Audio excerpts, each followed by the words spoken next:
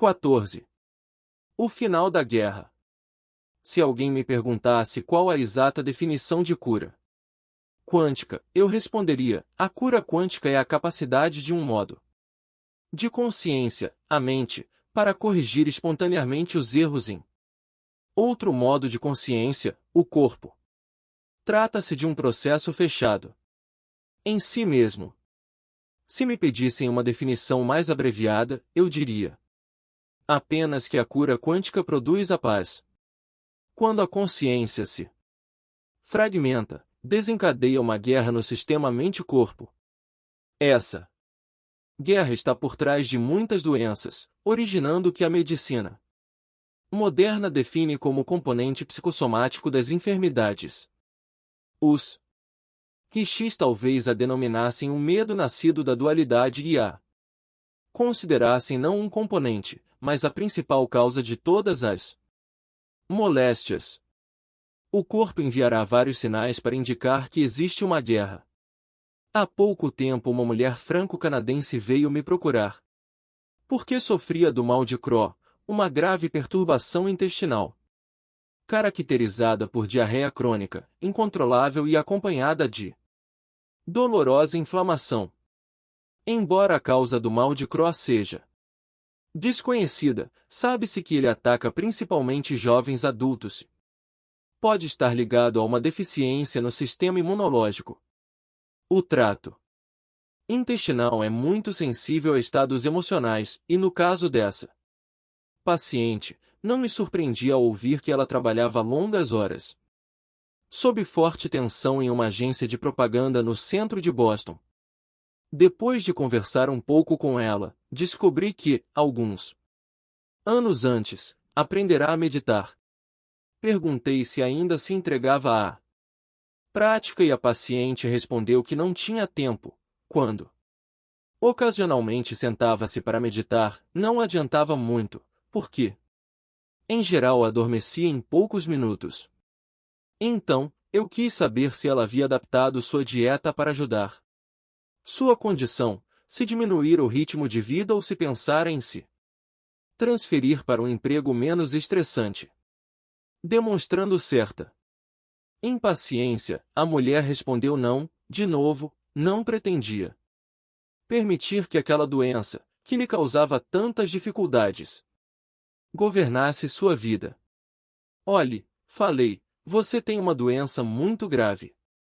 Se essa inflamação persistir, talvez seja necessário operá-la para se retirar partes do intestino. E então, o que você vai fazer? A paciente estava muito a par de sua enfermidade, e não tive de me alongar muito sobre algumas tristes possibilidades que a esperavam.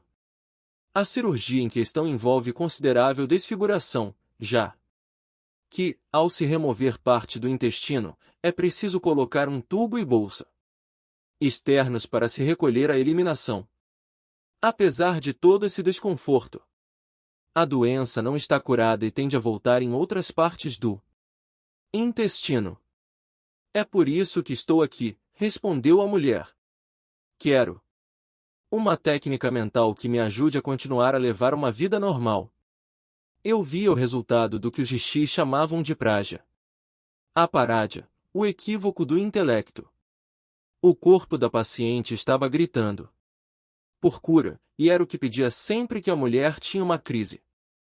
Ela nem mesmo podia fechar os olhos para meditar, sem que o corpo se agarrasse em desespero a algum tipo de alívio sob forma de sono.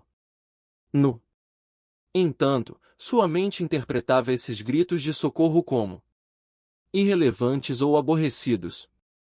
A mulher insistia em levar uma vida normal extremamente estressante, que seu organismo não estava preparado para suportar. Esse não é um tipo de doença contra o qual você pode lutar. Falei, porque não há ninguém para combater a seu lado. Expliquei que os mesmos neuropeptídeos que registravam o estresse em seu cérebro eram produzidos em seu intestino.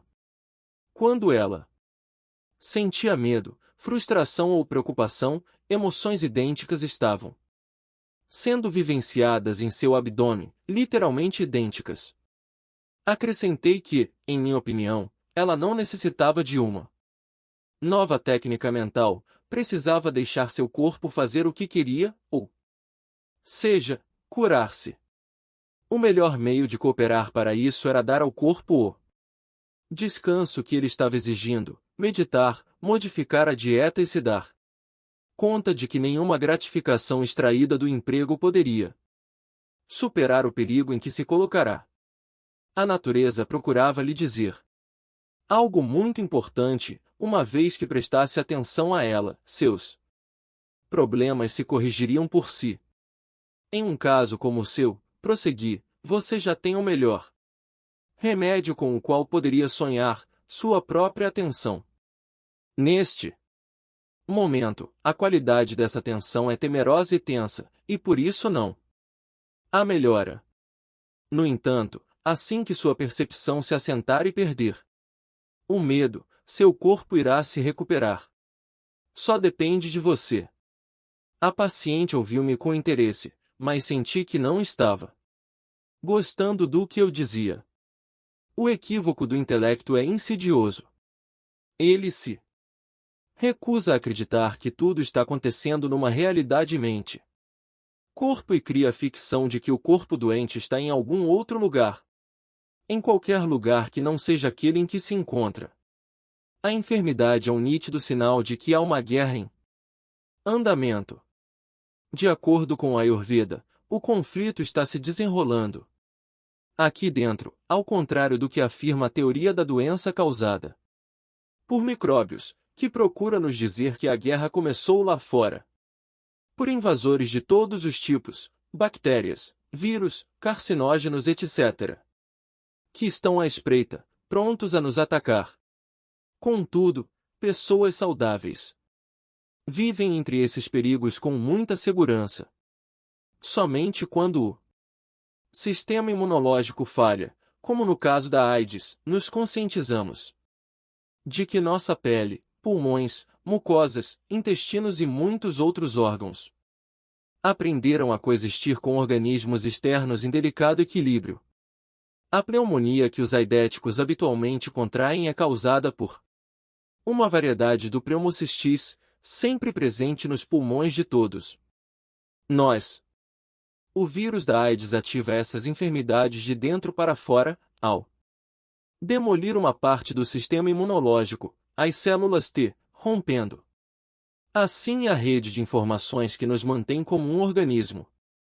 De fato, somos essa rede, que se projeta no mundo como corpo, emoções e ações. A rede também não termina conosco. A ideia simplista de que os micróbios são nossos inimigos mortais é apenas meia verdade, porque eles também fazem parte dessa rede. Todo mundo vivo está indissoluvelmente ligado ao DNA, que ao longo de um canal evoluiu como bactérias, em outro como plantas e animais e num outro ainda como ser humano. O ambiente lá fora coopera com o aqui dentro como duas polaridades, em certo sentido completamente opostas, mas em outro totalmente complementares.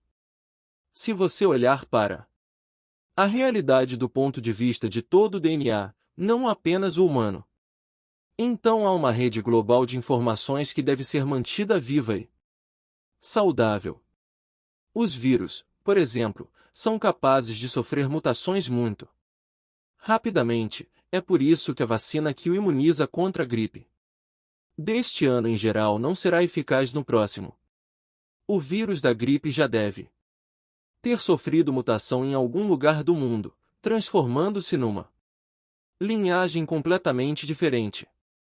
Um dos muitos talentos inauditos do vírus da AIDS é sua capacidade de sofrer mutações 100 vezes mais rápido do que um vírus típico, como o causador da gripe.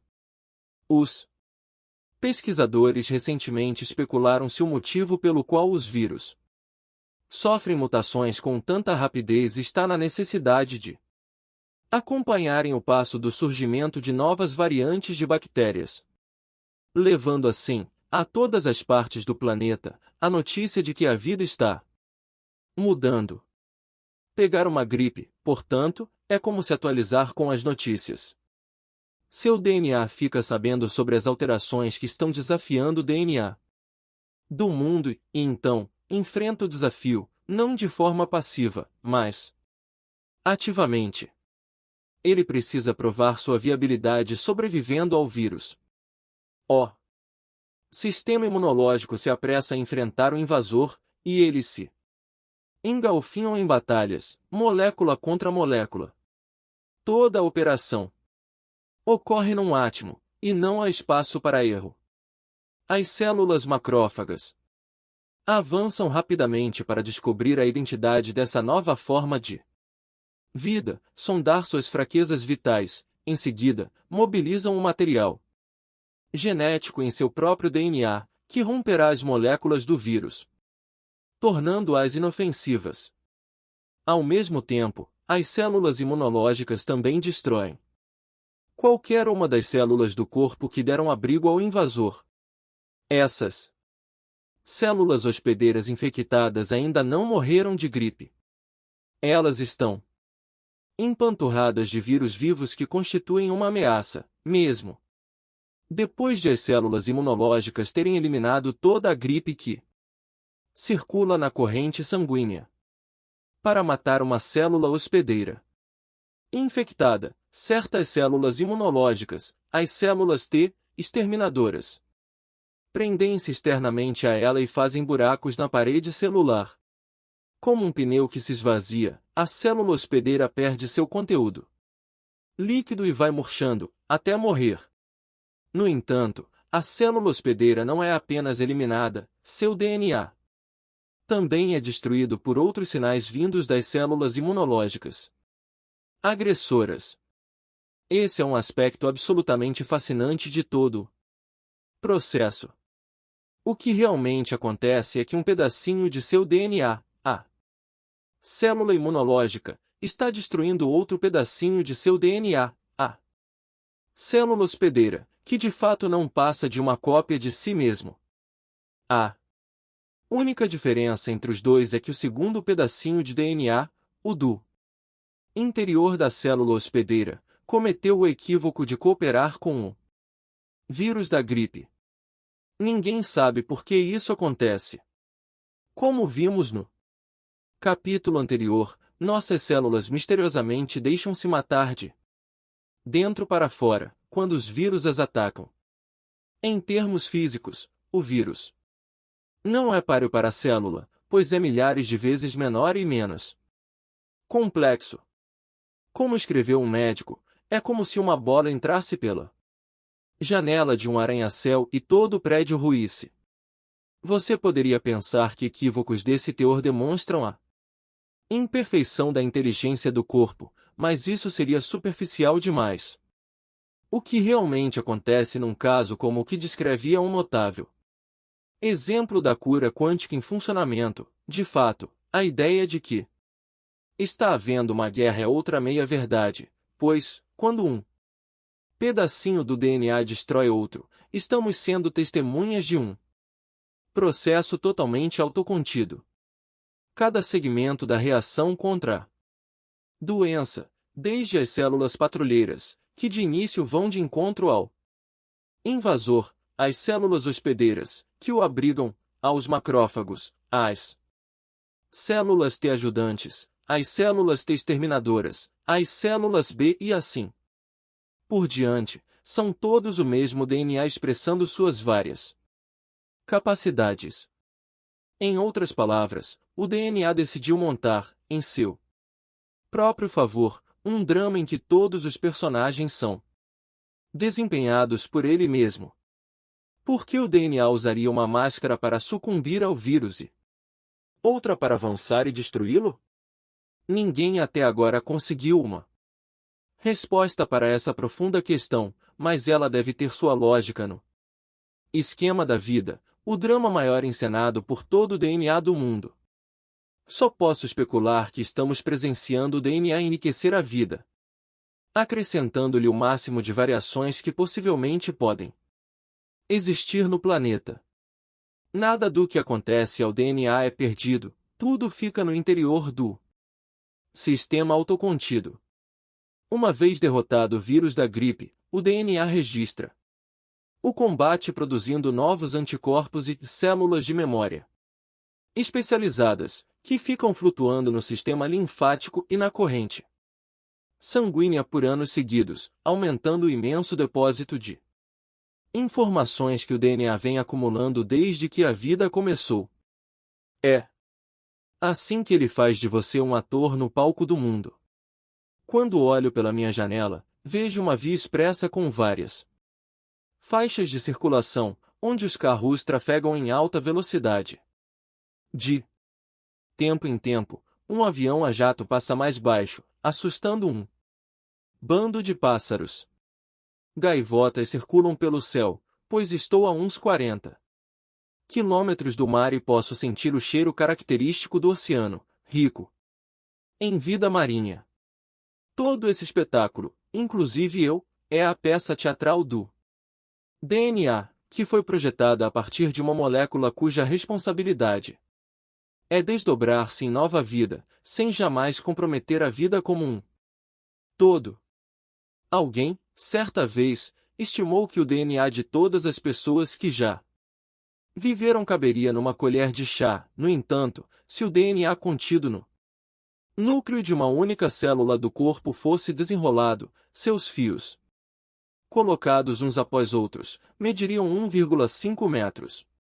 Isso significa que o filamento genético contido nos 50 trilhões de células do corpo tem 75 bilhões de metros de comprimento, o bastante para ir e voltar à Lua 100.000 vezes.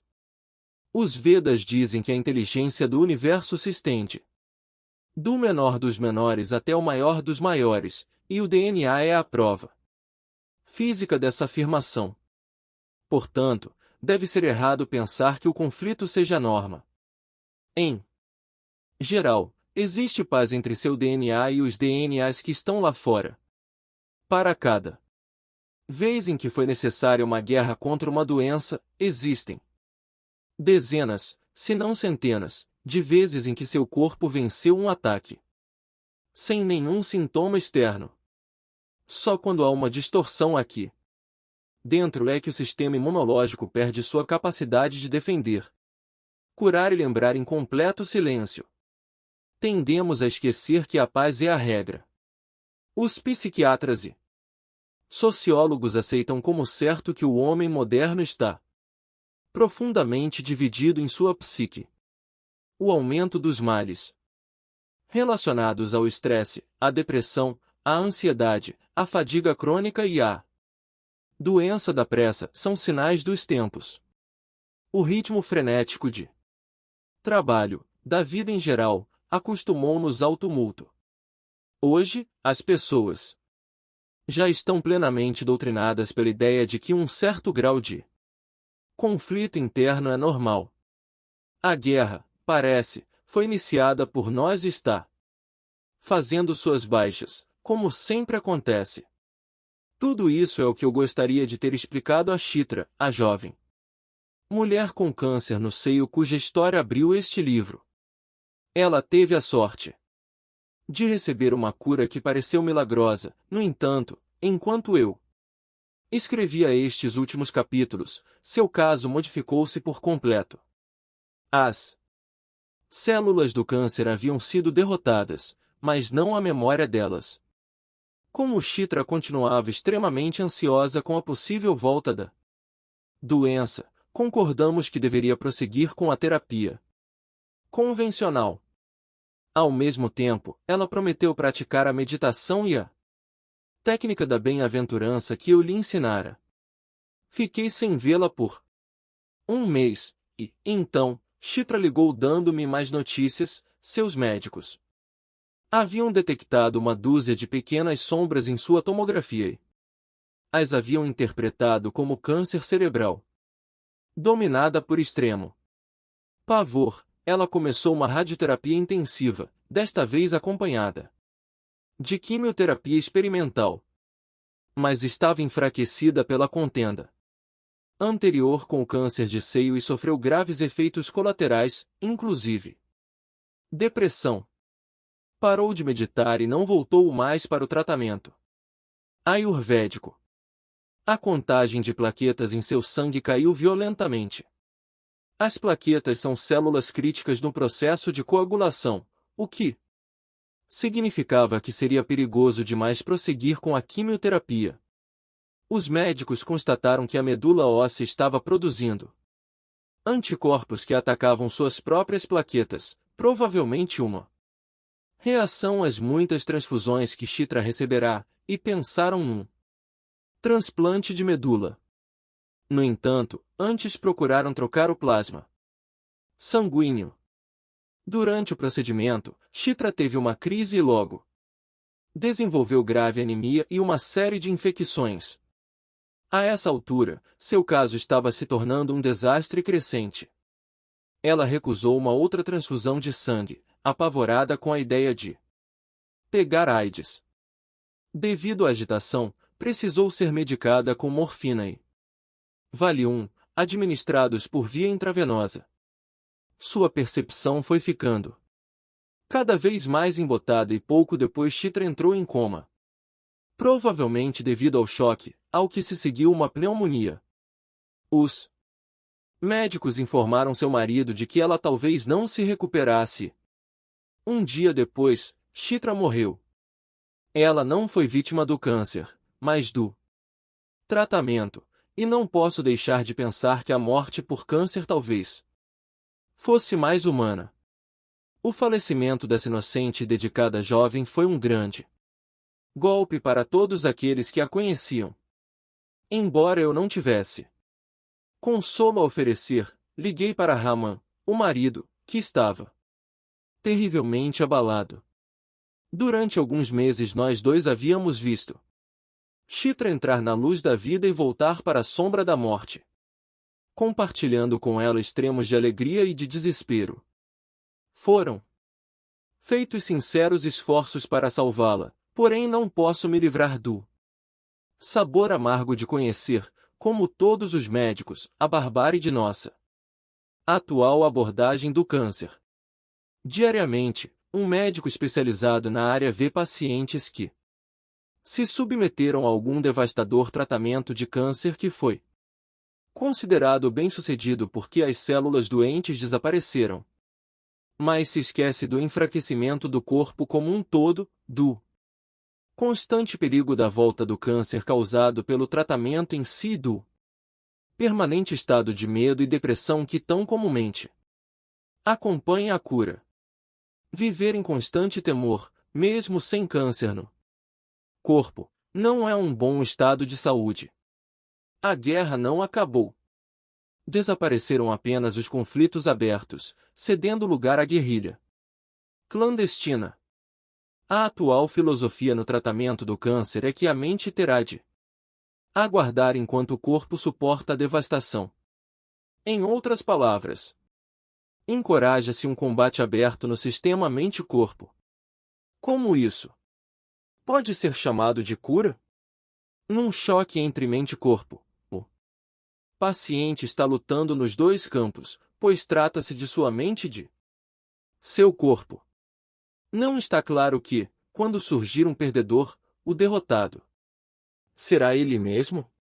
O aspecto vital não é como ganhar a guerra, mas como manter a paz. O Ocidente não chegou a esse discernimento nem compreendeu que a manifestação física de uma doença é um fantasma. As células cancerosas que os pacientes temem e os médicos combatem são apenas fantasmas, elas vão e vêm, despertando esperanças e desespero.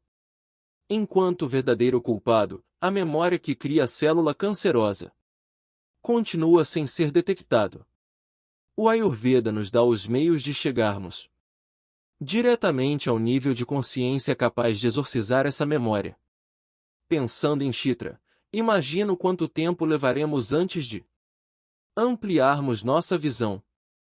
Pedimos heroísmo de pacientes numa hora em que tem muito pouco dele a dar, ou os tratamos como estatísticas. transformando a sobrevivência num jogo de números.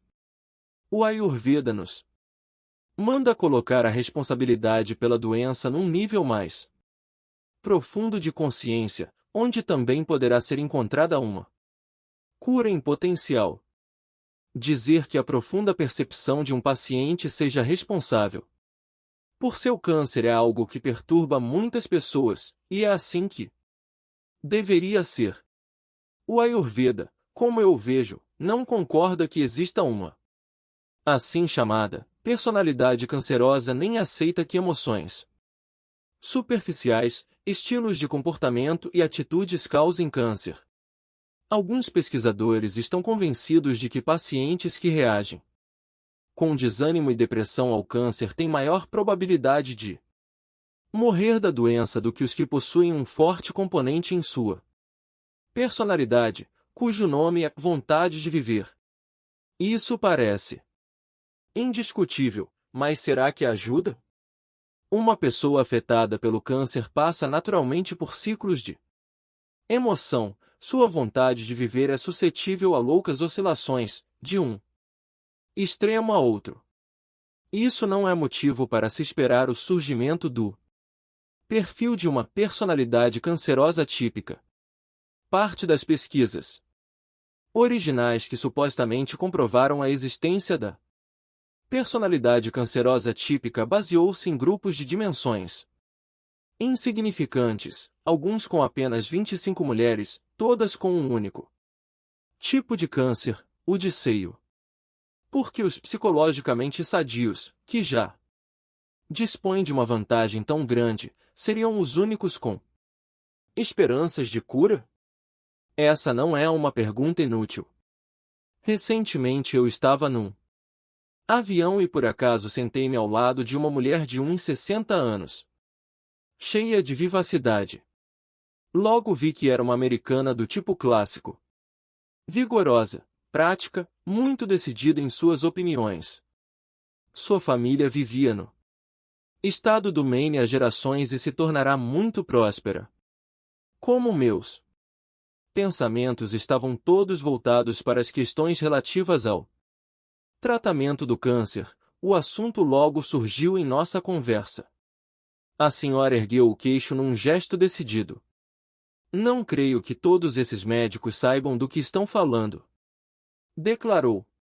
Minha mãe teve câncer de seio em 1947. Foi internada para a remoção do caroço e depois voltou para casa para cuidar dos 4 filhos. Meu pai implorou-lhe para retornar a Boston e fazer uma mastectomia, mas ela disse que estava ocupada demais para isso e também para ficar doente. Continuou levando uma vida perfeitamente normal. Depois de algum tempo, meu pai conseguiu convencê-la, e ela submeteu-se à mastectomia.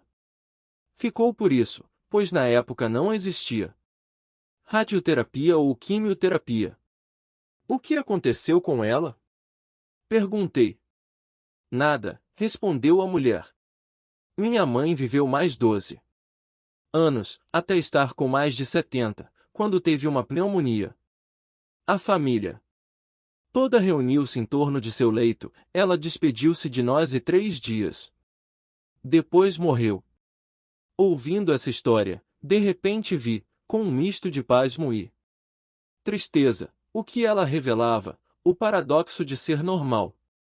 É absolutamente normal estar-se ocupado demais para ficar doente, pois esse é exatamente o tipo de conscientização que o sistema imunológico adora. Quando você é você mesmo e não um doente de câncer, a complicada corrente da resposta imunológica, com suas centenas de operações precisamente cronometradas, põe-se a trabalhar com sede de vingança. Porém, quando você se entrega ao medo e ao desamparo, a corrente se quebra. Você começa a enviar para fora os neuropeptídeos associados a emoções negativas. Estes se prendem às células imunológicas e a reação imunológica perde sua eficiência. Não se sabe Exatamente porque isso acontece, mas a queda no estado imunológico de pacientes deprimidos está bem documentada. Aqui entra o paradoxo. Se você reagisse ao câncer como se ele não fosse grande ameaça, do modo como reage a uma gripe, teria melhores probabilidades de se recuperar. Contudo, um diagnóstico de câncer faz com que todo paciente sinta-se completamente anormal. O diagnóstico em si dá início ao círculo vicioso, como uma cobra que vai comendo o próprio rabo até desaparecer. O motivo de eu ter ficado ao mesmo tempo triste e atônito foi que, de repente, me dei conta de como o sistema imunológico é, ao mesmo tempo, infinitamente belo e terrivelmente vulnerável. Ele forja nosso elo com a vida, no entanto, este pode se quebrar a qualquer momento. O sistema imunológico conhece todos os nossos segredos, todos os nossos sofrimentos, sabe por que uma mãe que perdeu um filho pode morrer de pesar, porque ele mesmo já morreu de pesar antes dela. Ele conhece cada momento que um doente de câncer passa na luz da vida ou na sombra da morte, porque transforma esses instantes na realidade física do corpo. O câncer, ou qualquer outra doença, não é mais do que a sequência desses momentos passageiros, cada um com emoções próprias e com uma química mente-corpo particular. Em outras palavras, as células doentes são um ingrediente entre incontáveis outros, apenas são mais intangíveis.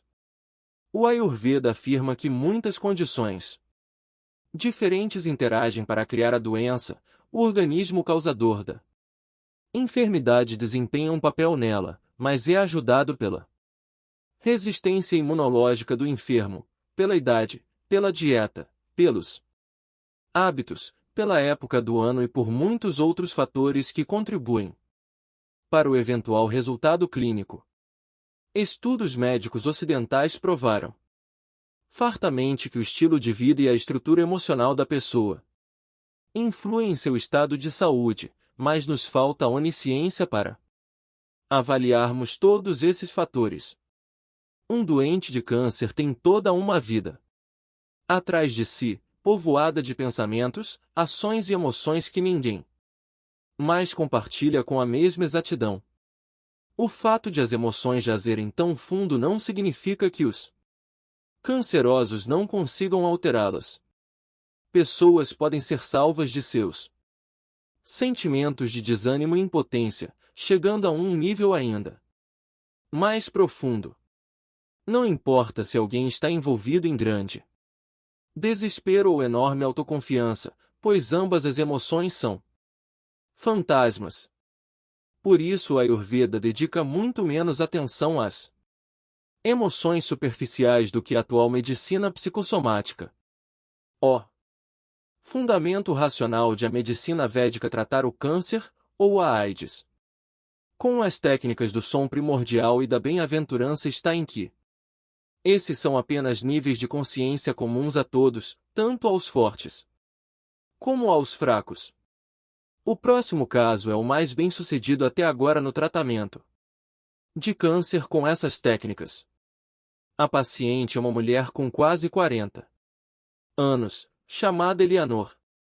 Em 1983, quando morava no Colorado e trabalhava numa companhia de computação, ela recebeu o diagnóstico de câncer de seio em estado avançado, já com metástases nos nódulos linfáticos da axila. Os médicos a submeteram a 2 mastectomias em pouco tempo. A paciente reagiu muito mal à radioterapia e à quimioterapia que se seguiram.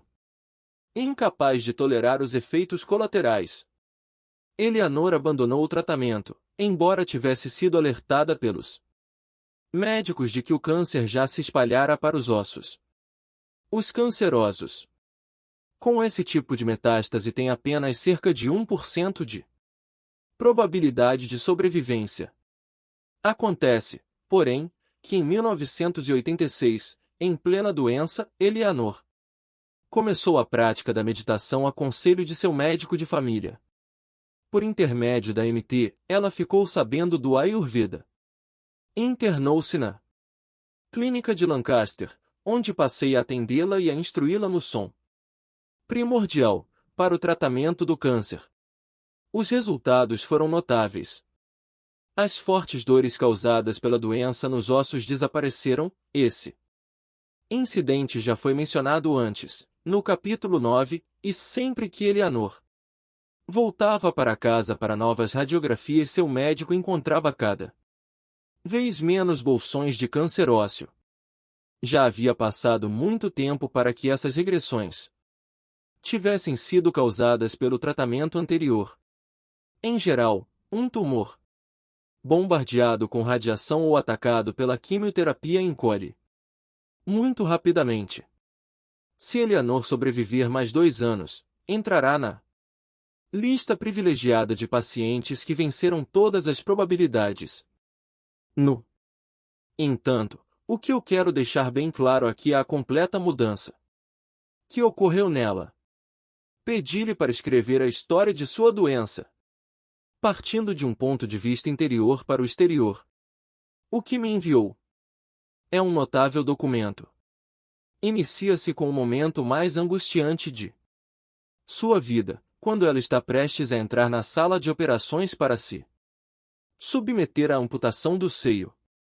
Ainda não anestesiada, estou deitada na antessala do centro cirúrgico do Hospital City of Hope. Uma enfermeira passa carregando um enorme seio num saco de plástico. Meus seios me parecem tão pequenos, inocentes e desamparados.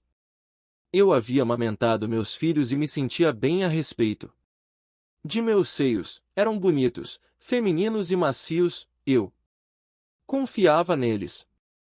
Agora, só estou deitada aqui, esperando alguém tirar fora pelo menos um deles. Estou trêmula e assustada. Cada nervo de meu corpo parece estar gritando por ação, querendo fugir antes que seja tarde demais, mas empurram minha maca para a sala de operação. Sinto que estou entregando meu corpo a um estupro de degradação. Tenho 35 anos e tudo isto está indo contra meu sentido do que é correto. Terminada a operação, começa o impacto emocional. A imagem que tenho de meu corpo é ruim, não quero que os médicos me vejam, muito menos meu marido. Estou mais do que nua. Estou me despindo de minha forma feminina. Infectada pelas semanas seguintes, presa a tubos ligados a drenos em meu corpo. Os vidros de tampa vermelha tilintam quando tento andar. Com o passar dos dias, Eleanor recuperou-se o suficiente para começar 6 meses de quimioterapia. De início, disseram-lhe que suas probabilidades de cura eram altas, mas, quando fizeram uma mamografia do seio restante, constataram a presença de câncer. Foi marcada a nova mastectomia. Agora quero mesmo fugir. Durante meses ouvi dizerem que eu tinha câncer, depois, que não tinha, depois, que tinha. De novo. Estou tão cansada de cirurgias e de incertezas. Tenho febre, horríveis suores noturnos, sofro dores, humilhação, dúvidas sobre meu corpo, meu espírito, meu sexo. Tudo. Tudo em que confiei me traiu. Câncer bilateral, mastectomia bilateral e, por fim, reconstrução bilateral dos seios. Espero que isso seja o fim e que eu possa ir me recuperando dos outros sintomas. Depois, ficar boa de novo, apesar das desvantagens. Logo depois, Eleanor começou a praticar a MT. De início, tinha reservas e até mesmo ceticismo, mas isso deu lugar a um sentido de aceitação interior. Passados 4 meses, ela descobriu que estava grávida. Os médicos lhe haviam dito que a quimioterapia a deixaria estéril, O que acontece com cerca de 25% das mulheres mais jovens, subindo a 85% em mulheres com mais de 40 anos. Para as que não ficaram estéreis, dar à luz é extremamente arriscado, mas para Eleanor a ideia de ter outro filho tinha especial importância. Para mim, essa gravidez era um símbolo de plenitude e entrosamento com a natureza. Era um milagre, e eu estava feliz. Então, quando ouvi de meus médicos que devia abortar para salvar minha vida, tive a impressão de estar vivendo um pesadelo. Com o prosseguimento da gravidez, fiquei ainda mais doente. Explicaram-me que meus exames indicavam câncer estrógeno positivo e que as chances de sobrevivência eram mínimas. Enfrentei tudo e continuei gerando meu filho. Uma decisão que me trouxe paz. Depois do parto bem-sucedido de um menino, Eleanor descobriu que o câncer retornará, dessa vez atacando os ossos. De volta ao câncer, e o passeio na montanha-russa recomeçou. Os médicos do City of Hope predisseram que eu viveria talvez mais 6 meses, mas provavelmente não mais de 2 anos.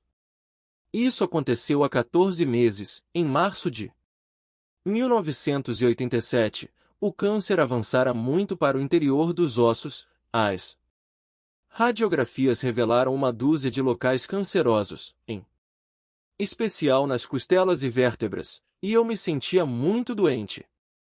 Literalmente arrebentada até os ossos. O plano de tratamento previa doses maciças de quimioterapia pelo resto de sua vida, o que dava a impressão de que eu não ficaria neste mundo por muito tempo. Eleanor reagiu mal à quimioterapia e, a conselho do médico de família, que sugerira MT antes, procurou a clínica de Lancaster em junho, para fazer o tratamento ayurvédico.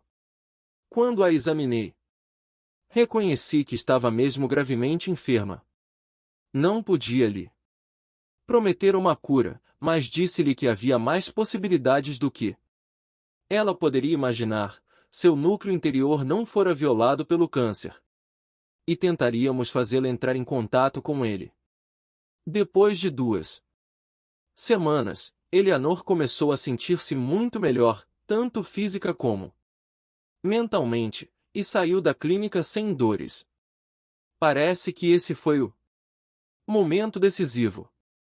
Depois de voltar ao trabalho, a quimioterapia e as dúvidas, aconteceu algo especial.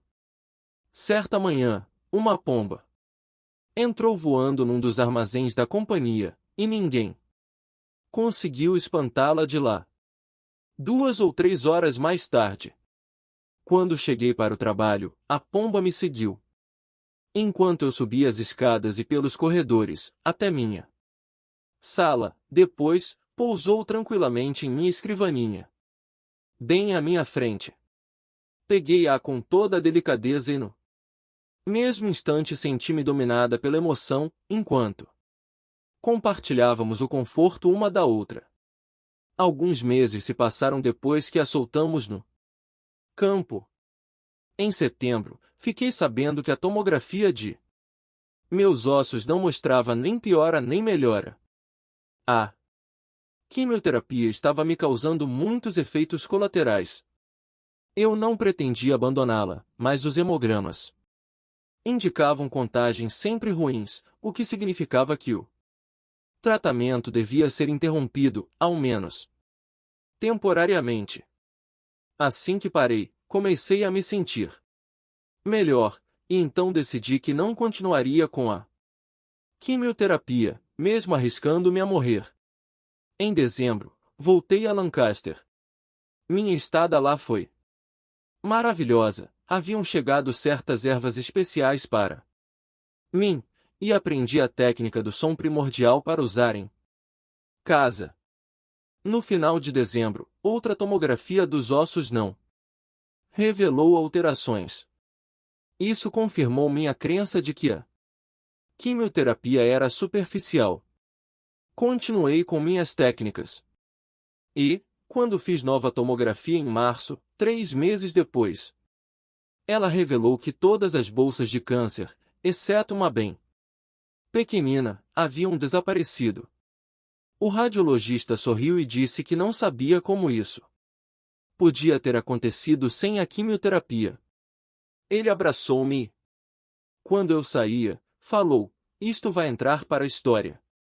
Meu médico de família ligou para o radiologista para obter uma interpretação completa dos exames. Assim que desligou, disse-me que eu estava quase completamente curada.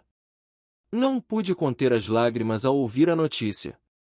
Imaginei como eu pudera duvidar desse resultado. Tocada pelo amor e pela perfeição da natureza, só sentia um único, suave desejo de me sentar de novo na terra, cercada de paz, numa celebração de flores da primavera, e desfrutar de tudo o que acontecerá e do que sou. Para encerrar, devo acrescentar que sou realista. Compreendo a abordagem típica do Ocidente quanto a este evento. Também sei que existem grandes possibilidades aqui. Todas as verdades de minha experiência, de certa forma, se somam numa única verdade, mas, quando penso que a captei, ela foge de mim. Fico, então, me sentindo humilde um tanto tola por tentar dividir a plenitude. Entretanto, estou muito tranquila e em paz, depois de ter tido tantas provas de que a plenitude é a perfeição. Eleanor progrediu muito. No ano passado estava na pior categoria. Para sobreviver à sua doença, agora, muitas autoridades como o doutor e quem me considerariam seu caso como uma regressão espontânea. Seu estado geral de saúde é bom, não existem sinais de debilitação. 8 meses depois de se submeter à última quimioterapia, o câncer de ossos foi desaparecendo até só restar uma pequena sombra nas radiografias. E não está definitivamente provado que ela seja cancerosa. A química sanguínea de Eleanor, que se tornará normal devido à doença ativa, agora voltou aos padrões normais, uma prova muito maior do que a fornecida pelas radiografias de que Eleanor está se recuperando. Eu não temo por ela agora, mesmo se tiver de recomeçar sua batalha. Eleanor está além de batalhas, ela irradia a paz sobre a qual escreve, e conversar com ela faz com que me sinta feliz e seguro. Sobretudo porque compreendo como é rara essa paz. Eleanor descobriu a alegria a partir do desespero da doença. No instante em que a memória da saúde voltou, trouxe-lhe poder suficiente para durar uma vida inteira. http://groups.google.com/group/viciados, sublinhado, em A sublinhado, e livros. http://groups.google.com/group/digital source